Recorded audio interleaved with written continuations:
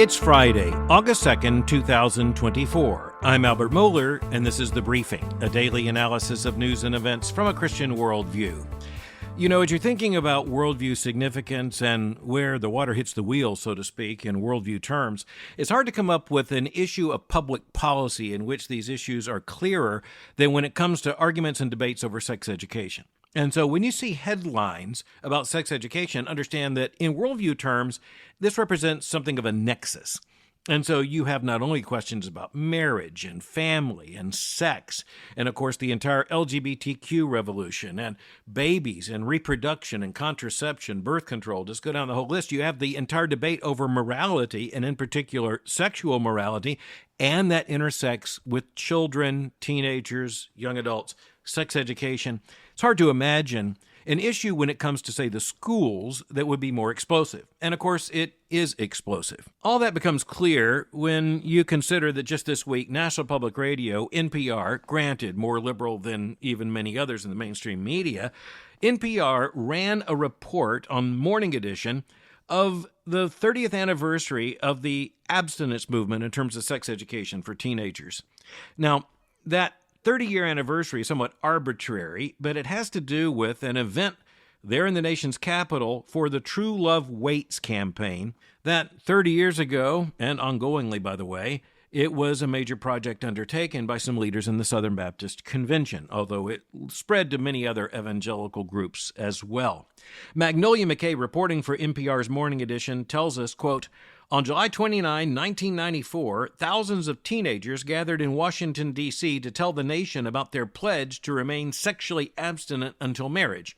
That covered the lawn of the National Mall with an estimated 200,000 signed purity pledge cards, and they attended a rally with speakers and Christian rock bands. She goes on, and I quote, teenagers across the U.S. had signed the cards, produced and collected by the Southern Baptist organization True Love Waits, over the previous year. It was a breakout moment, says McKay, in what she describes as the evangelical purity movement, saying, quote, a movement that impacts sex education in the United States to this day, end quote.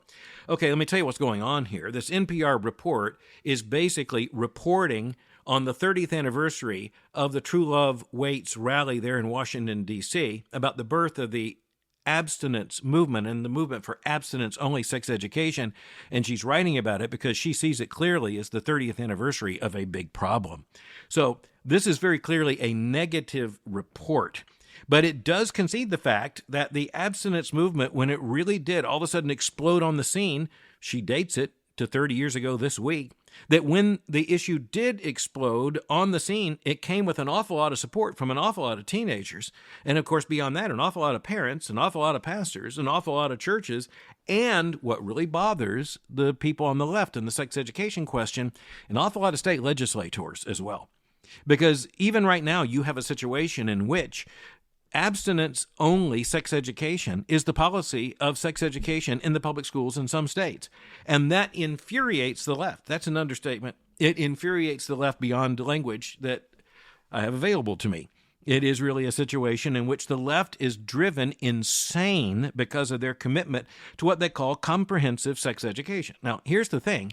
If you look into comprehensive sex education, what it comes down to is education in how to have sex. And by the way, in the largest possible explosion of boundaries when it comes to morality and anything else.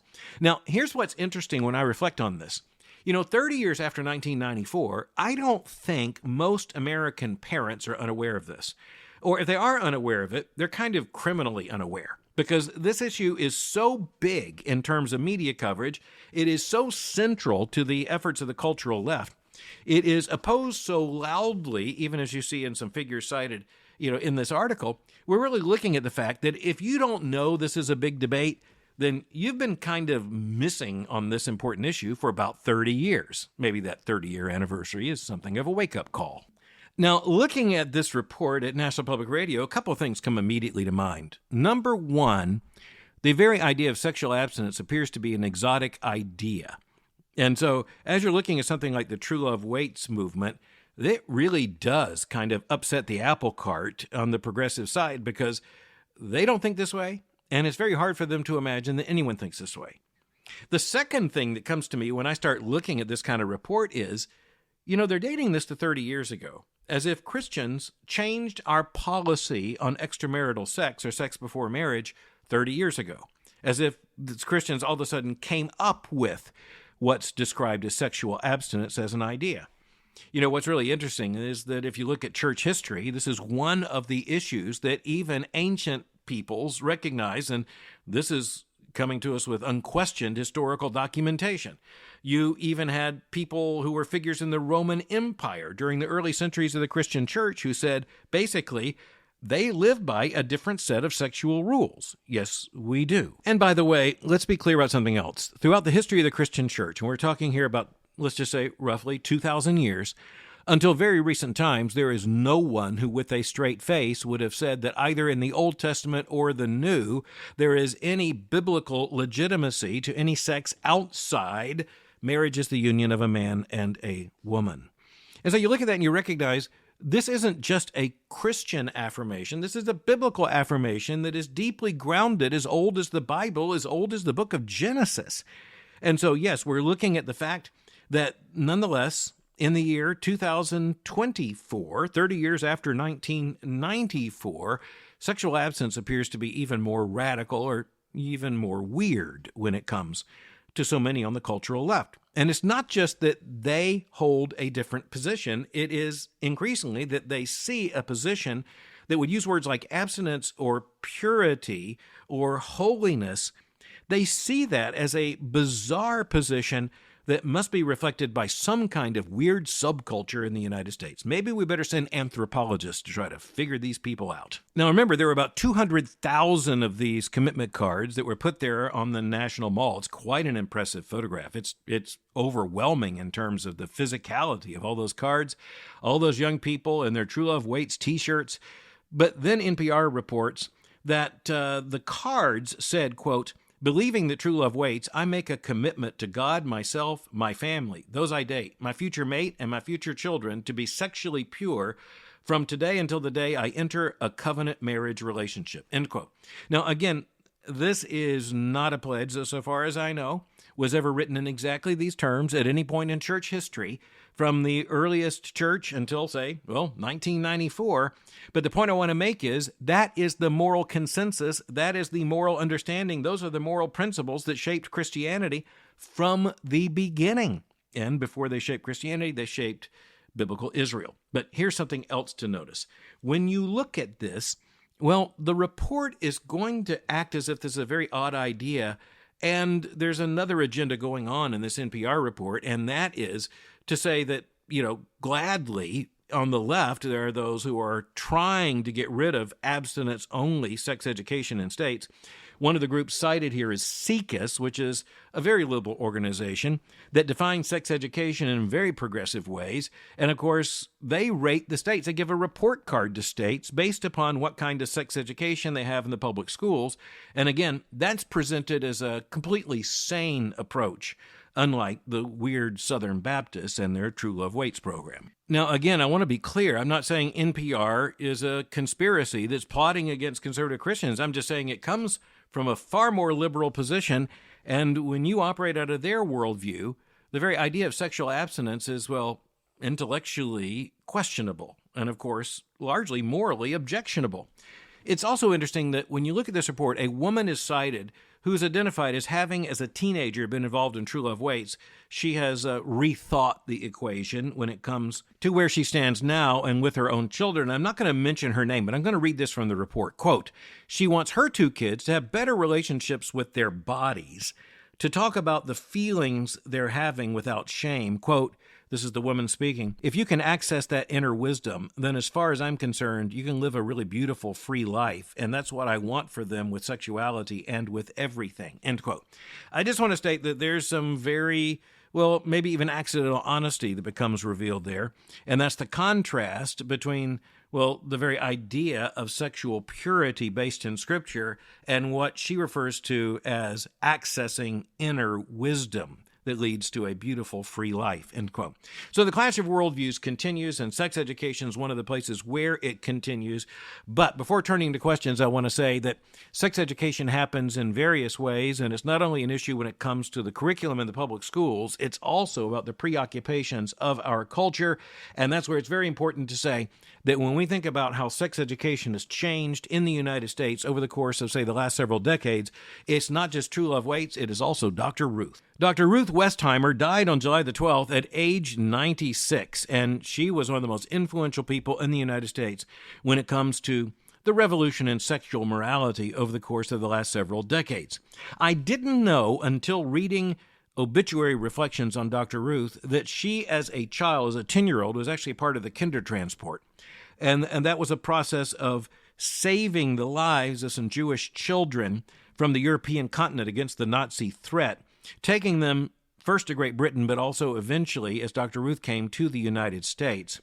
It's also very interesting that Ruth, who, by the way, was only 4'7", and always had perfect hair as she was presented, had a very interesting German accent. She sounded something like a female version of Henry Kissinger, who was famous as U.S. Secretary of State for a very similar German accent.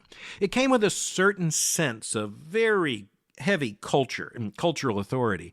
But Dr. Ruth became something of a sexologist. Now, something most Americans didn't know is that as a younger woman, she had worked for Planned Parenthood. So again, that tells you a great deal about the worldview of Dr. Ruth Westheimer. But in the 1970s, and especially in the 1980s, she became a major figure in the United States, first on radio in Manhattan, where it was decided they would hire someone to take questions sent in through the mail about sexuality. And it was supposed to be about a 15-minute program, but Dr. Ruth was so sexually explicit, well, she actually came to be a major figure on radio and then in television, especially in the 1980s. On cable television, Dr. Ruth and her German accent showed up to talk about, let's just say, the most graphic, intimate context of sexuality, in terms of anatomy, yes, but also in terms of morality. And she was holding to a very, very, if anything, that's an understatement, liberal understanding of these issues. And here's the thing. At a very opportune moment, someone like Dr. Ruth shows up, and she had done a doctorate in pedagogy at the Teachers College at Columbia University.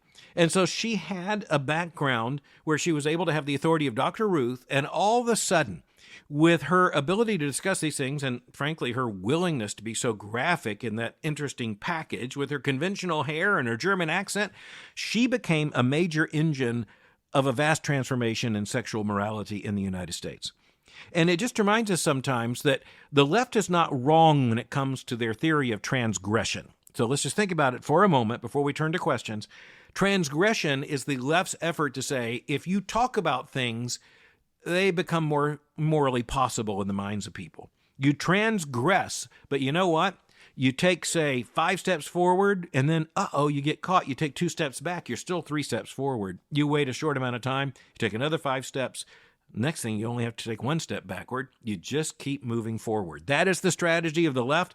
That is the strategy of using transgression.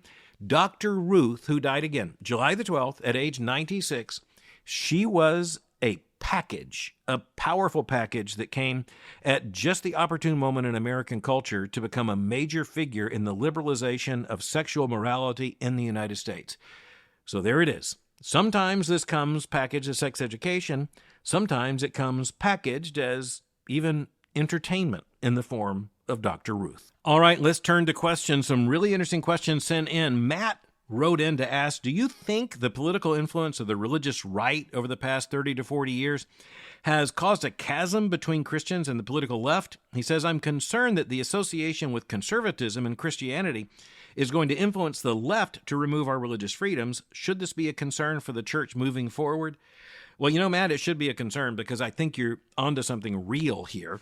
I think the chasm that separates the majority of Christians in the United States and the goals of the cultural progressivists, I think that chasm is now big enough that most people on both sides understand where we stand. And yeah, we already have people who would seek to shut down religious liberty when it comes to the efforts, and this is how the left captures this, tries to explain this, packages it, frames it. They will say that conservatives are trying to limit the freedoms of those who, for instance, in the LGBTQ movement, have the right to, you could say, anything that's on the leftist catalog.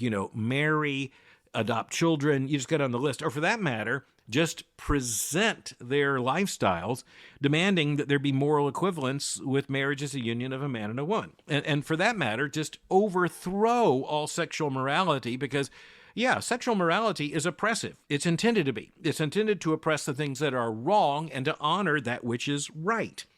And so, yeah, I think we already see challenges to religious liberty here. And Matt, I think that chasm is real. I also think that the only way for, say, conservative Christians to get around this problem is just to stop being conservative Christians in terms of any operational threat when it comes to public policy. But don't get by with the idea that if we just say retreat from public policy, we can't do that, by the way, faithfully.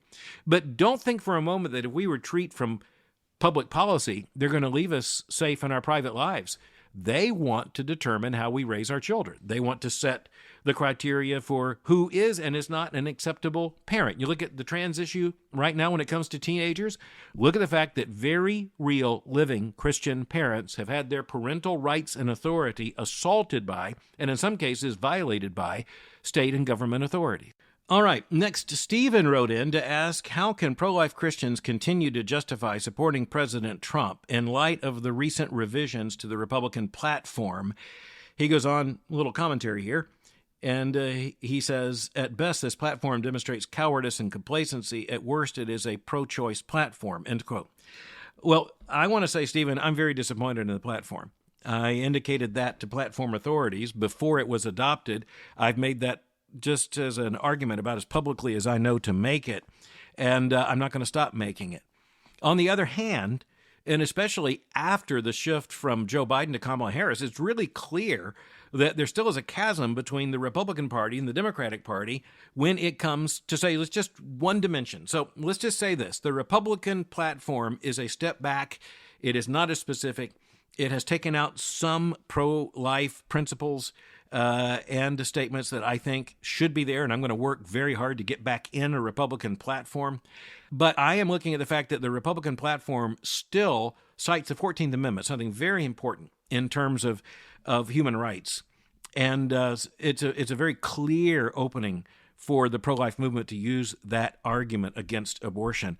But most importantly, and this is what's so vast and it's overwhelmingly important, the Republican platform still acknowledges the rights of states to restrict abortion.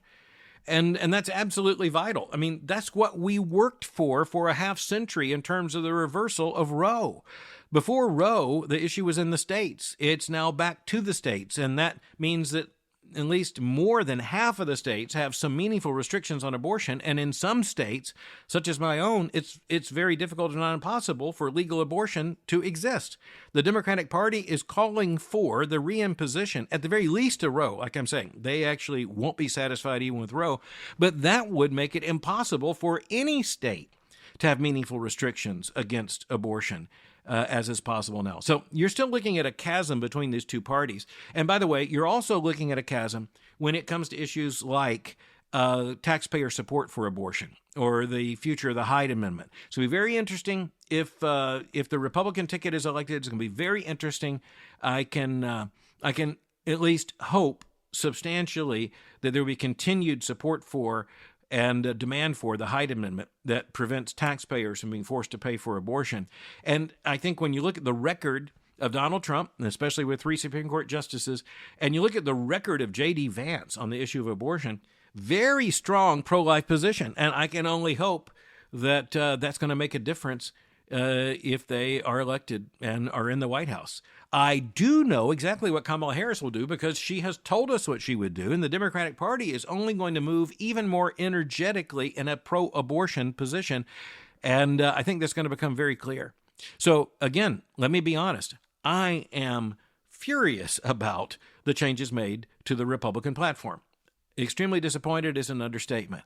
I am going to work as hard as I can to have that corrected within the next 4 years and to make those issues clear. I can tell you I'm encouraged by many Republicans who share that concern. But it also underlines the political reality. You know, when President Trump says, but you have to get elected, I understand what he means. I just think this is fundamentally the wrong way to do it. But the fact is that the issue of abortion is not going to go away. And if the Republican Party intends to have any continuing hold on the pro-life movement in the United States, it's going to have to say so out loud. All right, continuing on a theme, Adolfo writes in a very smart question, and I appreciate that. This is an honest question. He says, as a leader with influence, but also as a pastor and theologian, what are your thoughts on officially endorsing political candidates? He says it's one thing to vote for a candidate, but another to endorse them and what it means in connecting yourself to them. He says, specifically, this is about Trump, of course, and his character. He says, trying to think about how I communicate myself in my spheres of influence. And, Adolfo, thanks for the question. Let me say this. And I'm, at my stage in life, I've lived through an awful lot of politics as a Christian. And I think the best course, to be honest, is when you do have an issue and you do have a very clear choice, I'm not reluctant to say I'm going to vote for X or Y. But, that's very different than making an endorsement in a political sense. But I don't want to be disingenuous. I mean, if you say I'm voting for someone, then someone's going to say, well, you are supporting him. Well, when it comes to someone like Donald Trump, that's a very complicated picture. And even when it comes to, say, 2016, 2020, 2024, we're talking about a different calculation in all of those years. But one of the points I make is that you look at the platform, you look at the issues, you look at the two parties.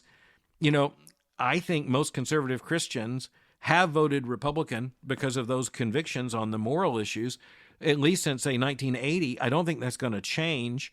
I think that is an ongoing pattern. And quite frankly, I think Kamala Harris on the Democratic ticket is going to make that particular case without intending to. I think her very positions will make that case.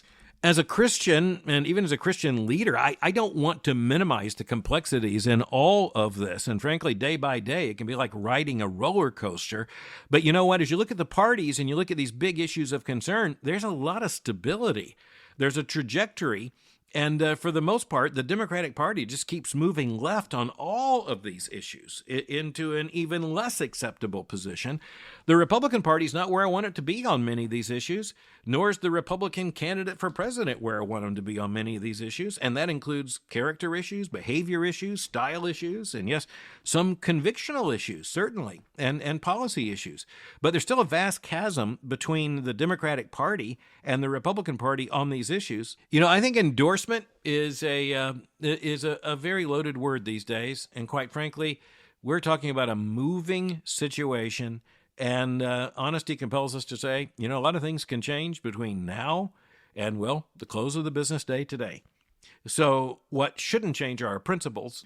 What shouldn't surely change are our convictions. And even when the political terrain gets a bit bumpy, we need to recognize that, for the most part, for my entire adult timeline, it's been true that the two parties basically hold contrasting positions on many of the most important moral issues of concern, and there is still a vast chasm that separates them.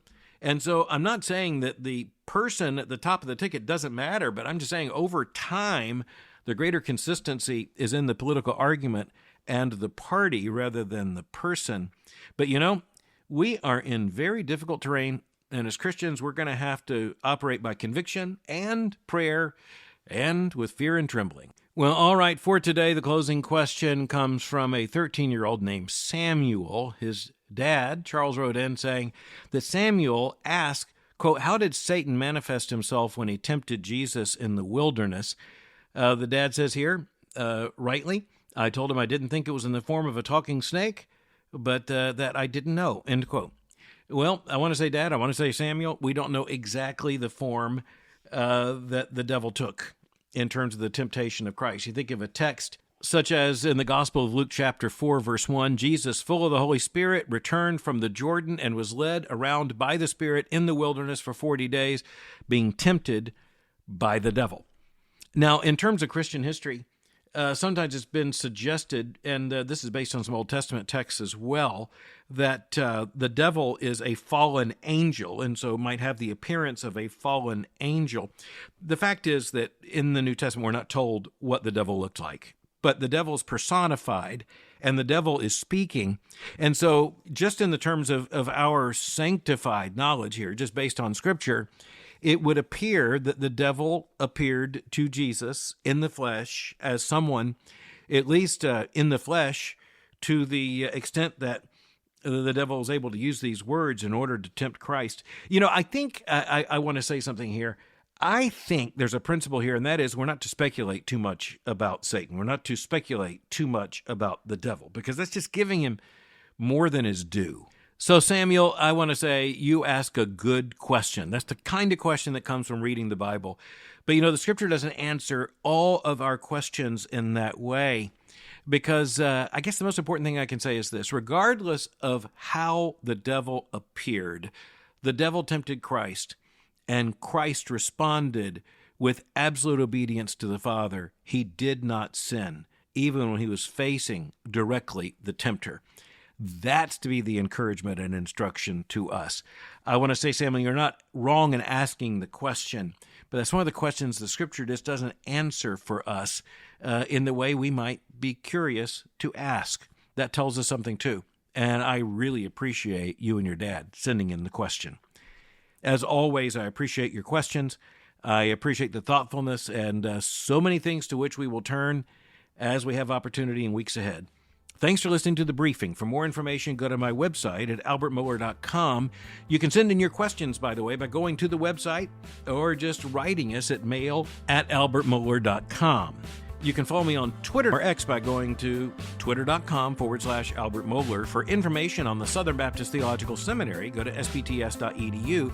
For information on Boyce College, just go to boycecollege.com. I'll meet you again on Monday for The Briefing.